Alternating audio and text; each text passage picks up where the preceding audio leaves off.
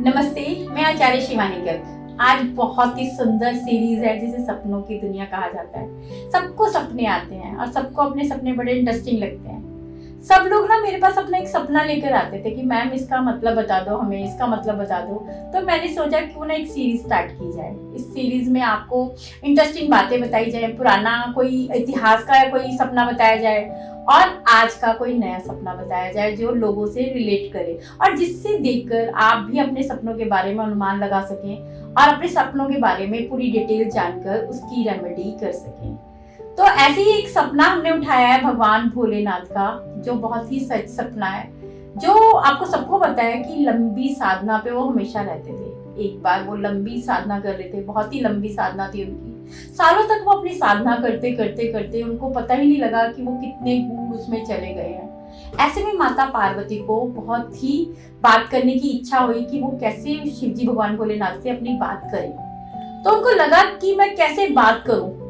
इसमें उन्होंने एक सपनों का पूरा एक ग्रंथ था जिसको उन्होंने पढ़ा। माता पार्वती को तो सारे ग्रंथ आते थे, तो उन्होंने सपनों के ग्रंथ को उठाया और उस ग्रंथ में से उन्होंने देखा कि मुझे कैसे बात करनी है। तो उन्होंने सपनों के थ्रू नंदी को बोला कि मुझे भोलेनाथ से बात करनी है। तो जब वो भोलेनाथ से बात करने की बात हुई तो उनको लगा कि मैं कैसे माता की सारी दुविधा को दूर करूं। माता ने मुझे बोला है कि मुझे भोलेनाथ से बात करनी है। तो नंदी को याद आया कि मुझे एक वरदान मिला था कि मेरे को जो मेरे कान में आके बोलेगा वो भोलेनाथ को, वो कितनी ही लीन साधना में हो, कितनी गहरी साधना में हो, वो बात उन तक पहुंच जाएगी। तो बहुत ही उन्हें अच्छा लगा कि मैं माँ के किसी काम आ रहा हूँ। माँ दुर्गा के लिए उनको काम आना उनके लिए सौभाग्य की बात थी। तो नंदी ने फौरन खुशी खुशी में उनको सपने में बोला कि माँ अपनी बात मेरे कान में आके बोलो, वो सीधा भोलेनाथ को सुनाई देगी। ये मुझे ही भोलेनाथ ने स्वयं वरदान दे रखा है मेरी तपस्या के बदले में। तो माँ को बड़ी खुशी हुई कि भाई मेरे को बात करने का एक जरिया मिल गया। तो माता ने क्या किया, उसके कान में आई। अगले दिन गुफा के सामने आई माँ, और माँ ने गुफा के सामने बैठे हुए नंदी के कान में, जो स्टैचू के रूप में बैठे थे और भगवान अंदर साधना कर रहे थे, वो उनका सुरक्षा कवच बनकर बाहर बैठे थे ताकि कोई भी उनकी तपस्या को भंग ना कर पाए और अंदर ना जा पाए।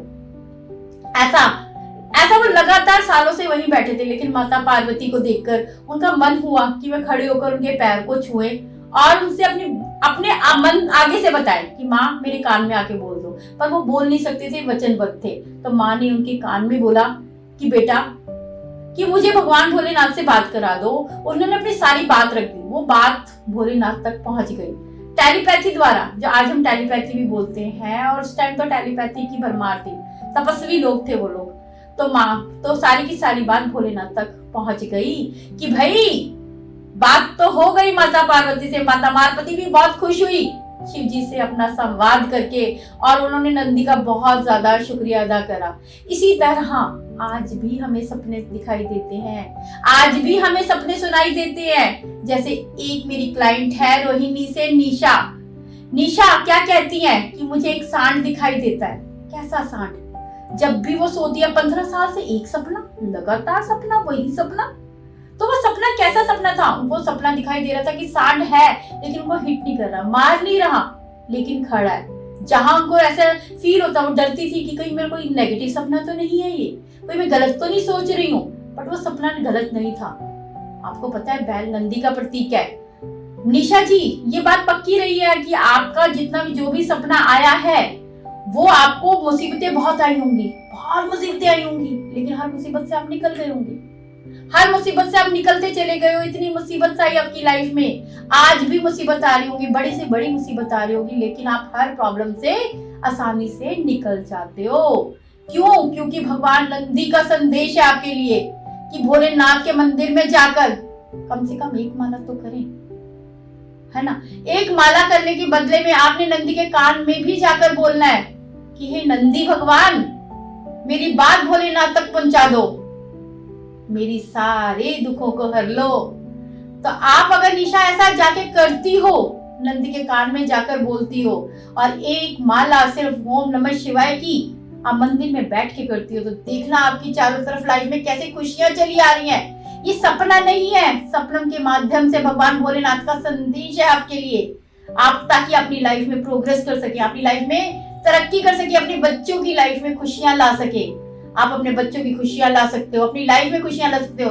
भोलेनाथ का जहां संदेश आ जाता है, जहां नंदी का आ जाता है, जहां माता पार्वती का आ जाता है, वहां दुनिया में तरक्की को कोई नहीं रोक सकता।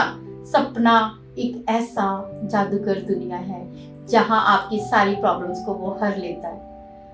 आप भी क्या करेंगी, हर बार ओम नमः शिवाय का जाप करेंगी, नंदी के कानों में जाकर अपनी विश को बोलेंगी और अपनी हर चीज को पूरा करेंगी। साथ में पानी, वहां पे जो भोलेनाथ को पानी आप चढ़ा के आ रहे हो, लोटा पानी का चढ़ा के आना है, उसमें से थोड़ा सा पानी अपने घर लेकर आना है।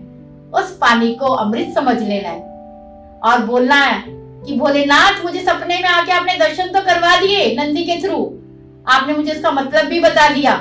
मैं इसका आपका तहे दिल से धन्यवाद करती हूँ। इस सपने का मतलब होने से आज से मेरी जिंदगी तरक्की पर हो गई है। उस पानी को मैनिफेस्ट लेफ्ट नीचे राइट ऊपर, और पानी को पी जाना है ओम नमः शिवाय का 108 बार जाप करके। देखना आपकी लाइफ में कैसे तरक्की आती है। और अगर आप भी और कोई अपने सपने को डिटेल से जानना चाहता है, उसका मतलब जानना चाहता है, तो हमारे नीचे जाकर कमेंट करें, वहां जाकर पूरी स्टोरी लिखें अपनी, ताकि हम अगली सीरीज आपके लिए स्टार्ट कर सकें। धन्यवाद।